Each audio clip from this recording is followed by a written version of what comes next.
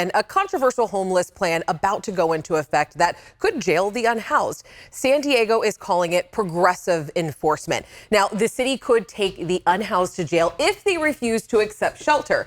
Our Jeannie Nguyen has been talking to people behind the plan, and I mean, really trying to answer the question, is Sacramento next? Alex, San Diego officials spent 11 hours in a meeting about this plan, and they say they will always offer shelter first because they have enough space for people living on the streets. But here in Sacramento, people have different perspectives on what should be done. There's tents lined up everywhere you go.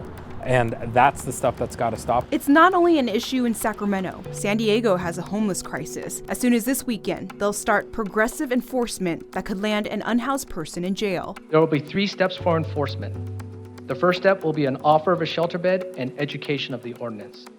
Step 2 will be an offer of a shelter bed and issuance of a misdemeanor citation. Step 3 will be an offer of a shelter bed and physical arrest of the person. San Diego Council member Stephen Whitburn introduced the ordinance and stresses it's possible because San Diego now has enough shelter beds for every unhoused person. We can work to help people get on their feet, and we can have reasonable regulations on the use and location of encampments. In Sacramento, there are not enough beds or shelter for the unhoused. The federal ruling Martin versus Boise prevents cities from enforcing anti-camping ordinances until there are enough shelter spaces. As for what can be done, Sacramento Sheriff Jim Cooper expressed what he thinks would be the best start. But I think for the most severely mentally ill, conservatorship. The sheriff's homeless community outreach team spoke to almost 200 people over 5 days, and only one person accepted the resources provided. While they want something to be done, the sheriff's office notes that jail may not be the best answer. For a lot of those folks, jail isn't the right place, but it might be a good stop. It might be a way to, again, be an intervention technique. Still, the sheriff's office says it is keeping an eye on how this plays out in San Diego. As for community advocates like Bob Erlenbush, he says there could be multiple reasons why anyone would refuse shelter or help. They could be extremely claustrophobic. They could not want to separate from their pets, not want to separate from a spouse or a partner. Yeah, and we hear that time and time again, especially in the field. I mean, pets and family are a really big reason why people don't want to go into shelter because they don't want to be separated. So how is San Diego handling that?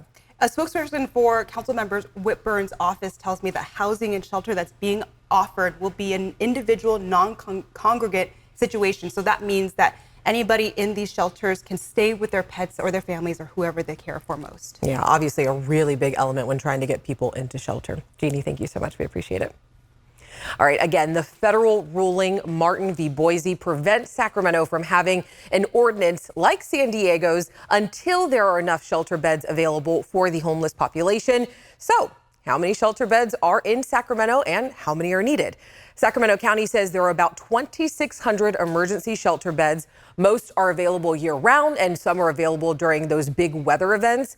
They expect to open 165 more beds within the next 6 months. But there is a very big need. The latest point-in-time count estimates that there are more than 9,200 people living unhoused in Sacramento County on any given night. Of those, 72% that are living unsheltered. That means that they are living in a tent, a vehicle, or without any shelter at all.